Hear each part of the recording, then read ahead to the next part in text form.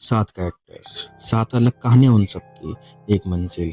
तो आखिर वो क्या कड़ी है जो इन सभी कहानियों को जोड़ती है, और इन सभी कैरेक्टर्स का आपस में क्या लेना देना है, वो आज की वीडियो में हम इसी कहानी को जानेंगे, जो कि ओल्ड मूवी की है। हम मूवी के ओपनिंग सीन में हम मूवी के सेंटर कैरेक्टर काली से मिलते हैं, जो कि रेस्टोरेंट पर बैठकर अपने हाथ में एक रोज लिए होती है, और यहाँ वो एक पेटल को तोड़कर do it don't do it कर रही थी। Just like she loves me not, जैसे लोग कहते हैं। और इसके बाद हम इसमें कुछ एनिमेशन देखते हैं जो कि मूवी में ही आगे आने वाले कैरेक्टर्स पर बेस्ड है। खैर, ओपनिंग और इसके बाद हम राधा नाम की लड़की को देखते हैं, जो कि अपने पेरेंट्स को अपने लवर से मिलवाने लाई थी। राधा अपने पेरेंट्स को बताती है कि वो जिससे प्यार करती है उसका नाम किरिश है, वो काफ़ी अमीर है, वो समझदार भी है, और उसी क्लास और कास्ट से बिलोंग करता है, जैसा कि राधा के पेरेंट्स को चाहिए था। ये सुनकर राधा के पेरेंट्स बहुत खुश हो जाते हैं, क्योंकि उनके हिसाब से राधा ने सही पार्टनर चूज किया है। लेकिन जैसे ही किरिश की एंट्री होती है, उसे देखकर राधा के पेरेंट्स एकदम शौक में रह जाते हैं, क्योंकि दरअसल किरिश कोई लड़का नहीं बल्कि एक लड़की थी। इस पॉइंट पर राधा के पेरेंट्स को ये मजाक लगता है। वो बोलते हैं कि तुमने तो कहा था कि उसका नाम किरिश है, जिस पर राधा बताती है कि यही किरिश है। असल में किरिश का पूरा नाम कृष्णवेणी है। ये सब देखकर राधा के पेरेंट्स बहुत गुस्सा हो जाते हैं। वो पूछते हैं कि आखिर वो एक लड़की से प्यार कैसे कर सकती है। राधा के पेरेंट्स उसकी एक नहीं सुनते और यहाँ से चलने के लिए वो कहते हैं। नाउ फाइनली राधा एक ऐसा सच रिवील करती है, जिसके बाद राधा के पेरेंट्स शौक रह जाते हैं। राधा अपने बचपन में सेक्सुअल अब्यूज का शिकार होती आई थी। उसके ट्यूशन टीचर, उसके डैड के कुछ फ्रेंड्स, यहाँ तक कि राधा के कितने फैमिली मेंबर्स तक ने उसके साथ फिजिकल अब्यूज किया था। प्रेशर और डर के मारे राधा ने आज तक अपना मुंह नहीं खोला था, जिसके बाद उसे लड़कों से नफरत होने लगी। किरिश, जो कि एक साइकियाट्रिस्ट है, उसने राधा का सिर्फ टीम वापस लाने में उसकी हेल्प कर एक और इसी बीच उन दोनों को प्यार हो गया। ये सुनकर राधा के डैड उससे माफी मांगते। वो कहते हैं कि शायद मैं ही डैड की ड्यूटी अच्छे से नहीं निभा, लेकिन मैं अभी भी तुम लोगों के रिलेशन को समझ नहीं पा रहा। ये लोग डिस्कशन कर ही रहे थे, इसी बीच थोड़े समय के लिए पावर ऑफ हो जाती। नाउ इसके बाद मूवी के थर्ड कैरेक्टर नाला से इंट्रोड्यूस होते हैं, जो कि जॉब की तलाश में एक रेस्टोरेंट में एज ए शेफ अप्लाई करने आया था। नाला का इंटरव्यू लेने रेस्टोरेंट की ओनर चित्रा यहाँ आती है, जो कि नाला को वेज फ्राइड राइस बनाने के लिए कहती है। चित्रा नाला को सब समझाकर यहाँ से जाने लगती कि तभी नाला चित्रा से यहाँ के वाईफाई का पासवर्ड पूछता है। चित्रा पूछती है कि उसे वाईफाई का क्या काम। इस पर नाला बताता है कि दरअसल खाना बनाते समय उसे सॉन्ग प्ले करने की आदत है, इसलिए वो पासवर्ड पूछ रहा है। खैर, पासवर्ड बताकर चित्रा यहाँ से चली जाती है। इसके बाद हम देखते हैं कि नाला को दरअसल खाना बनाना आता ही नहीं, वो बस जॉब पाने के लिए आ गया था, और वाईफाई का पासवर्ड उसने इसलिए मांगा ताकि वो यूट्यूब से वेज फ्राइड राइस बनाने की रेसिपी कॉपी कर सके। इसके बाद वो वीडियो प्ले करता है और डिश बनाने लगता। टाइम पूरा हो जाने के बाद चित्रा वापस आती है, जो कि इस डिश को टेस्ट करती है और उसे ये डिश पसंद भी आ जाती है। इसके बाद वो नाला को एक दूसरा ऑर्डर बनाने के लिए देती है और यहाँ से चली जाती है। नाला दूसरी डिश बनाने के लिए भी राजी हो जाता है, लेकिन इस बार वाईफाई का नेटवर्क पता नहीं कैसे ब्रेक हो जाता है और नाला बहुत घबराने लगता है, तो भगवान से वाईफाई कनेक्शन सही करने के लिए बोलने लगता है। तभी नाला को सुनाई देने लगता। उसे रिप्लाई होता है कि सामने टैंक में पड़ी एक गोल्डफिश उससे बात कर रही थी। नाला गोल्डफिश को अपनी सारी परेशानी बताता है, जिसके बाद गोल्डफिश नाला को बताती है कि दरअसल वो रेस्टोरेंट में कल से ही है उसने यहाँ काम करने वाले शख्स को खाना बनाते हुए देखा है, इसलिए उसे भी कई सारे पेच पता है। ये बात सुनकर नाला खुश हो जाता है और वो गोल्डफिश से अपनी डिश भर के लिए हेल्प मांगता है। बदले में गोल्डफिश से प्रॉमिस करता है कि अगर उसकी जॉब इस रेस्टोरेंट में लग गई तो वो गोल्डफिश को खुले समंदर में छोड़ आएगा। नाला की ये बात सुनकर गोल्डफिश नाला की हेल्प करने के लिए तैयार हो जाती है, जिसके बाद नाला अपनी नेक्स्ट डिश भी तैयार कर लेता है। माई लाइफ समय खत्म हो जाता है। चित्रा यहाँ आती है और वो डिश को टेस्ट करती है। चित्रा को ये डिश इतनी पसंद आती है कि वो नाला को 2-3 और डिश के ऑर्डर देकर यहाँ से चली जाती है। नाउ रेस्टोरेंट में एक इन्वेस्टर आता है और चित्रा को एक डिश का ऑर्डर देता है, जो कि अगर उसे पसंद आ गया तो वो उसके रेस्टोरेंट में इन्वेस्ट करेगा। चित्रा नाला को ये डिश बनाने के लिए बोलकर यहाँ से चली जाती। उसके बाद नाला अपने काम पर लग जाता है कि गोल्डफिश एक एक करके आइटम बताती रहती है और वो उसी हिसाब से डिश बनाता रहता है। इस डिश को बनाने को सैल्मन भी था, जो कि अनफॉर्चुनेटली फ्रिज में था ही नहीं। दरअसल सैल्मन एक फिश होती है और बिना इस फिश के ये डिश बन ही नहीं सकती थी। नाला सोच में पड़ जाता है। तभी नाला गोल्डफिश की तरफ देखने लगता है, विच मीन्स कि वो सैल्मन की कमी गोल्डफिश से पूरी करने वाला था।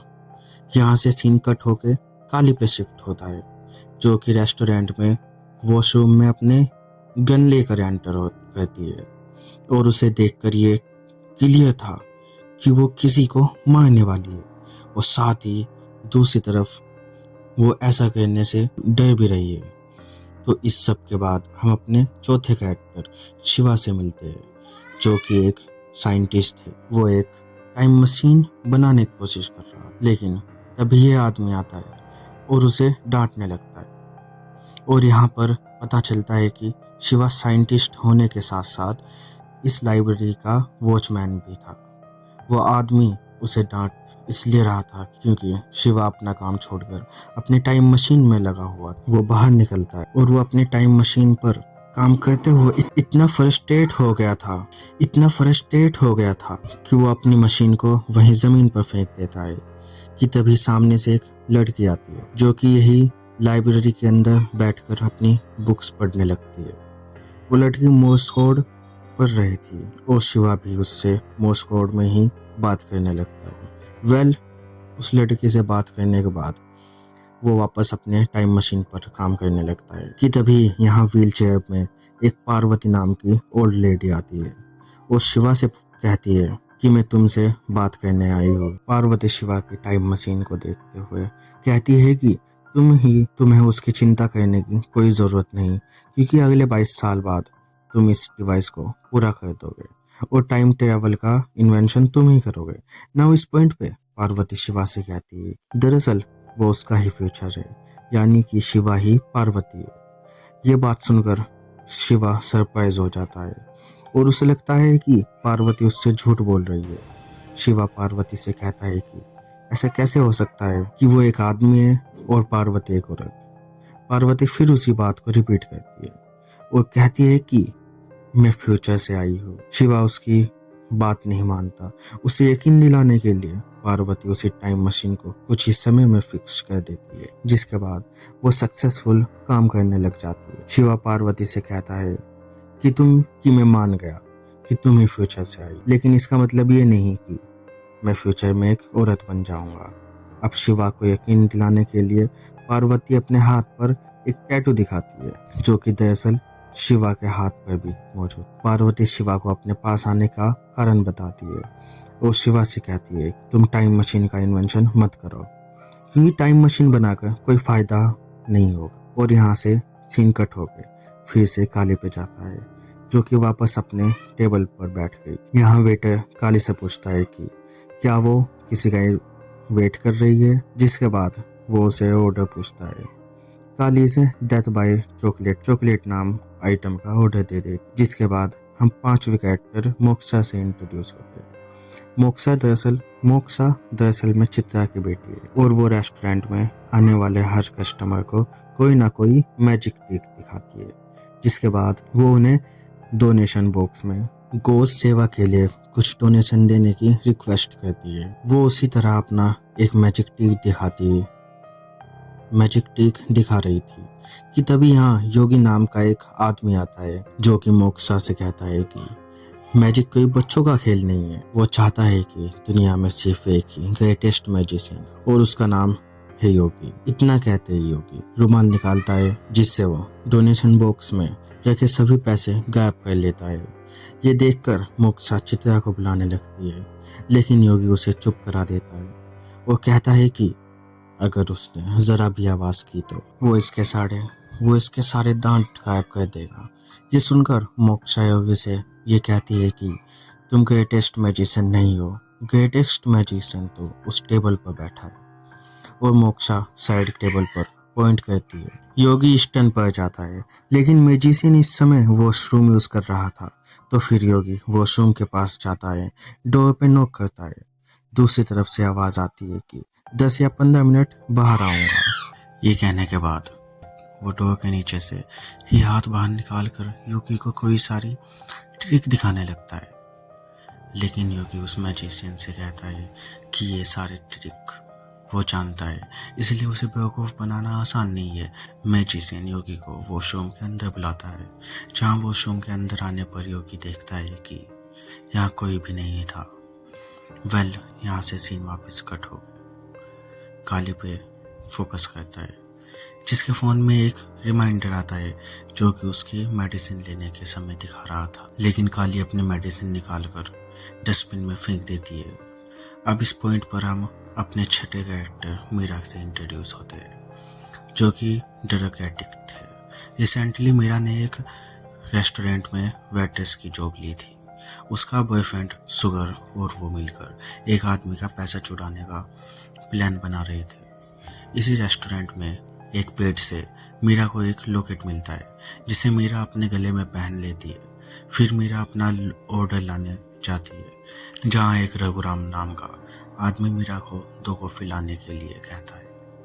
तभी शुगर रेस्टोरेंट के बाहर आता है और मीरा को कॉल करके बताता है कि थोड़ी देर बाद इस रेस्टोरेंट में एक वेल्दी इन्वेस्टर आने वाला है, इसका पैसा वो लोग चुरा लेंगे। अब यहाँ शायद आपने लिंक कनेक्ट कर लिया होगा कि ये इन्वेस्टर वो कोई नहीं बल्कि चित्रा का ही स्पेशल गेस्ट था, जिसके लिए नाला वो स्पेशल डिश बना रहा था। तो ऐसे में सीन नाला पे शिफ्ट होता है, जहाँ नाला इस गोल्ड फिश को पानी से बाहर निकाल कर मारने वाला था कि तभी वहाँ एक आवाज़ आती है। नाला देखता है कि वहाँ रखा एक बोनसाई ट्री बोलने लगता है। वो ट्री नाला से कहता है कि तुम्हें उस गोल्ड फिश को नहीं मारना चाहिए, क्योंकि उसने तुम्हारी बहुत मदद की है। थोड़ी देर बाद चित्रा यहाँ आती है और सामने 10,000 का एक चेक रखती है। वो कहती है कि अगर तुमने ये डिश अच्छे से प्रिपेयर कर दिया तो ये चेक तुम्हारा और ये जॉब भी तुम्हारी हो जाएगी। ये देखकर नाला के मन में लालच भर जाता है। वो गोल्ड फिश को मारने की तैयारी कर लेता है। वो फिश को बाहर निकाल कर जैसे ही उसे रखता है, नाला उसे तड़पता हुआ देखकर अपने अस्थमा की प्रॉब्लम से रिलेट कर लेता है। ऐसे में नाला डिसाइड करता है कि वो गोल्ड फिश को नहीं मारेगा और वो गोल्ड फिश को एक प्लास्टिक बैग में लेकर बाहर निकल जाता है। बाहर आने के बाद वो एक स्वीपर से पूछता है कि आसपास। अब यहाँ से हम शिवा, पार्वती और उस लड़के को एक साथ बैठे हुए देखते हैं, जहाँ शिवा को बताती है कि फ्यूचर में शिवा इस पोर्चुगल लड़के के साथ शादी कर लेगा। बस शिवा अंदर से एक औरत है। ये बात जानकर वो लड़की फ्यूचर में शिवा को छोड़कर चली जाएगी। वो शिवा इसके बाद डिप्रेशन में चला जाएगा। पार्वती शिवा को बताती है कि वो जानती है कि शिवा टाइम मशीन इसलिए बनाना चाहता है ताकि वो अपने पेरेंट्स को मरने से बचा सके। लेकिन टाइम मशीन बनाने का कोई फ़ायदा नहीं होगा, क्योंकि वो कितनी भी कोशिश कर ले वो समय के साथ खेल नहीं सकता। इसके बाद हम यहाँ योगी को वॉशरूम में देखते हैं, जहाँ वो बंद हो गया था। वॉशरूम में योगी को हेलुसिनेशन वगैरह होने लगते हैं। वो देखते हैं कि यहाँ वॉशरूम में छोटी सी छिपकली मगरमच्छ में बदल जाती है। जिसे देखकर योगी बहुत घबरा जाता है। तभी पावर ऑफ हो जाता ही है। जिसके बाद जैसे ही लाइट वापस आती है, योगी जोकर के कॉस्ट्यूम में उसी वॉशरूम में बैठा होता है। योगी बहुत डर जाता है। वहाँ योगी कहता है कि मैं मान गया कि तुम गए टेस्ट मैजिशियन हो, तो प्लीज मुझे अब यहाँ से जाने दो। ऐसे में योगी जब वॉशरूम से बाहर निकल पाता है, वो अपने नॉर्मल कपड़ों में ही होता है। इसके बाद योगी मोक्षा के पास जाता है। वो मोक्षा भगवान कृष्ण की मूर्ति की तरफ इशारा करते हुए कहती है कि यही है ग्रेटेस्ट मैजिशियन। इसे देखकर योगी का घमंड टूट जाता है। नाउ हम मीरा को देखते हैं, जो उसी कस्टमर के लिए कॉफी ले जा रही थी। तभी वहाँ एक स्वीपर मीरा से कहता है कि वो 2 कप कॉफी नहीं, बल्कि सिर्फ एक ही कप कॉफी लेकर जाओ। एक खाली कप लेकर जाओ, क्योंकि वो आदमी एक ही कप कॉफी पिएगा। मीरा ऐसा ही करती है। रघुराम को उसकी कॉफी देती है। जिसके बाद रघुराम मीरा को बताता है कि एक समय पर इस रेस्टोरेंट की जहाँ रघुराम का घर हुआ करता था, वो रेस्टोरेंट के डिफरेंट लोकेशन पर पॉइंट करके बताने लगता है कि कौन सा रूम कहाँ हुआ करता था। बातों बातों में रघुराम मीरा से कहता है कि वो दूसरा कप मेरे सामने बैठी उसकी वाइफ को दे दे। जैसे ही मीरा सामने देखती है, उसे एक लेडी की घोष दिखाई देती है। मीरा उसे देखकर बहुत डर जाती, बट दे थिंक्स कि मैं भी ये सब उसके ड्रेस के हेलुसिनेशन की वजह से हो रहा होगा। खैर, इसके बाद मीरा रेस्टोरेंट के बेसमेंट में जाकर पावर ऑफ करने के लिए खड़ी हो जाती है, क्योंकि प्लान के मुताबिक जब इन्वेस्टर रेस्टोरेंट में आएगा तब मीरा पावर ऑफ कर देगी। जिसके बाद शुगर उसे इन्वेस्टर के पैसे लेकर यहाँ से भाग जाएगा। तो ये शुगर का कॉल आता है। मीरा पावर ऑफ कर देती है। शुगर रेस्टोरेंट में एंटर करता है और उस इन्वेस्टर के पैसों से भरा बैग लेकर यहाँ से भागने लगता है। लेकिन अभी पावर ऑन हो जाता है और वो इन्वेस्टर के पैसे लेने में नाकाम हो जाता है। अब यहाँ पर पता चलता है कि दरअसल बेसमेंट में मीरा को कुछ आवाज आने लगी थी, जिससे डरकर उसने पावर जल्द ही ऑन कर दी थी। बेसमेंट में रघुराम की वाइफ की घोस्ट, जिसे मीरा ने थोड़ी देर पहले रघुराम के सामने वाली टेबल पर देखा था, वो यहाँ आ गई थी और मीरा भागकर ऊपर आती है।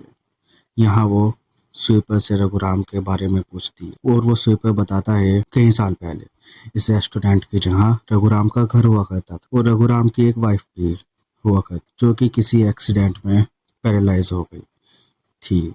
इस वजह से रघुराम बिजनेस नहीं कर पाता था और धीरे धीरे वो बहुत गरीब और कर्जदार हो गया। और जब एक दिन रघुराम अपने घर पर नहीं था, तब कुछ लोगों ने आकर उसके घर को गिरा दिया, जिसमें रघुराम की वाइफ की मौत हो गई। तब से आज तक रघुराम इस रेस्टोरेंट में आता है और इसी तरह 2 कप कॉफी पीता है, एक अपने लिए, एक अपनी मृत पत्नी के लिए।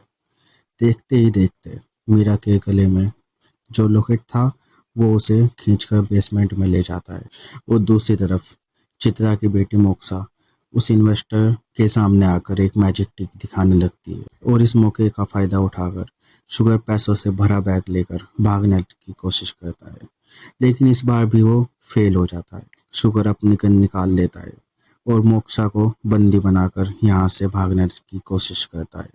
क्रिश अपनी टेबल से उठती है और शुगर को समझाने लगती है कि उसे इस बच्ची को छोड़ देना चाहिए, नहीं तो उस बच्ची के दिमाग पर इस इंसिडेंट का बहुत बुरा असर पड़ेगा। उसे रिक्वेस्ट करती है कि वो मोक्षा को छोड़ दे और उसका ध्यान भटकाने के लिए योगी एक मैजिक ट्रिक दिखाता है और उसे भटका भी देता है। मौका देखकर योगी और क्रिश शुगर से गन छीनने की कोशिश करते हैं, बट अनफॉर्चुनेटली फायर हो जाती है और वो गोली राधा को लग जाती है। ये देखकर वो भागने लगता है, बट नाला यहाँ आ जाता है और शुगर को गिरा देता है। राधा की फैमिली के मेंबर राधा को जल्दी से हॉस्पिटल जाने के लिए रेस्टोरेंट से बाहर जाने लगते हैं।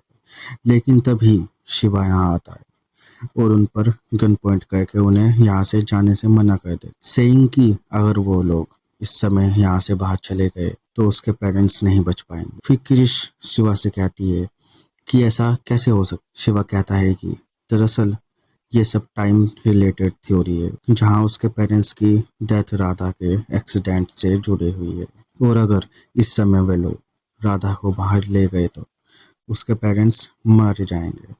अब ऐसी सिचुएशन में क्रिश शिवा को बहुत समझाने लगे और शिवा मान भी जाता है।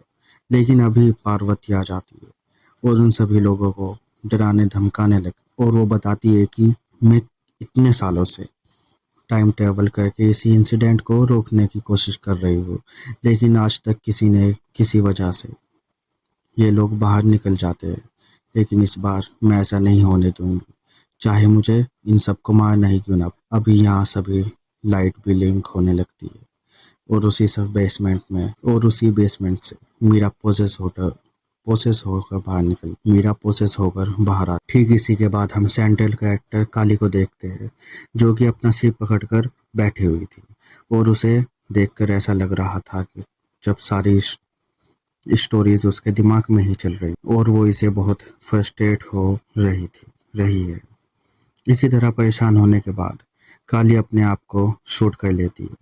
जी हाँ दोस्तों, इसके बाद हम काली की डायरी के पेजेस पलटते हुए देखते हैं।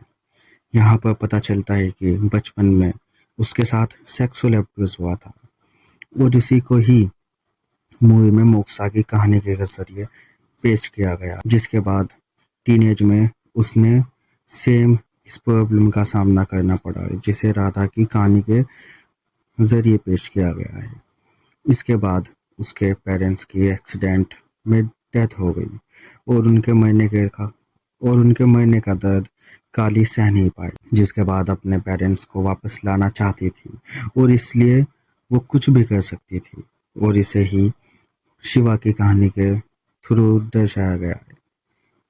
अपनी नाकाम कोशिशों के बाद काली डिप्रेशन में चली गई और ड्रग्स लेने लगी, जिसे मीरा की स्टोरी के थ्रू दर्शाया गया है। यानी कि दरअसल ये सारी कहानियां और ये सारे कैरेक्टर काली के ही स्टोरी के डिफरेंट स्टेट्स है डिपिक्शन है। अपनी इस फ्रस्ट्रेटेड लाइफ से मुक्ति पाने के लिए ही काली इन सारे कैरेक्टर्स को ही ख़त्म कर देना चाहती थी। काली के मर जाने के बाद रेस्टोरेंट का वेटर यहाँ आता है, और वो देखता है कि काली ने अपने टेबल पर एक ऑर्गन डोनेशन फॉर्म साइन कर रखा था, और ठीक उसके ऊपर काली की मेडिकल हिस्ट्री लिखी हुई थी, जहाँ मल्टीपल पर्सनैलिटी डिसऑर्डर मेंशन था। जी हाँ दोस्तों, तरफ लाइफ के डिफरेंट स्टेजेस में डिफरेंट ट्रोमा को फेस करते हुए काली हर बार एक नए कैरेक्टर को जन्म दे रही थी, जो कि उसकी एक न्यू पर्सनैलिटी को रूप में उसके साथ ही रहता। ये बात और भी साफ तब हो जाती है जब वो मूवी के प्रोजेक्ट्स इनमें काली को ही हर एक एक्टर के रूप में देखते हैं। काली अपनी लाइफ अपने पास अपने हर एक कैरेक्टर का बोझ उठाते हुए परेशान हो गया, एम्प्टी हो गया था। आज अपने बर्तन के दिन काली डिसाइड कर लिया था कि वो सारे कैरेक्टर्स को ख़त्म कर देगी, और ऐसा करने के लिए उसे काली को भी ख़त्म करना पड़ेगा। तो दोस्तों, मूवी ख़त्म होती है, और आपको अगर मूवी अच्छी लगी हो तो सब्सक्राइब और लाइक कर दीजिए।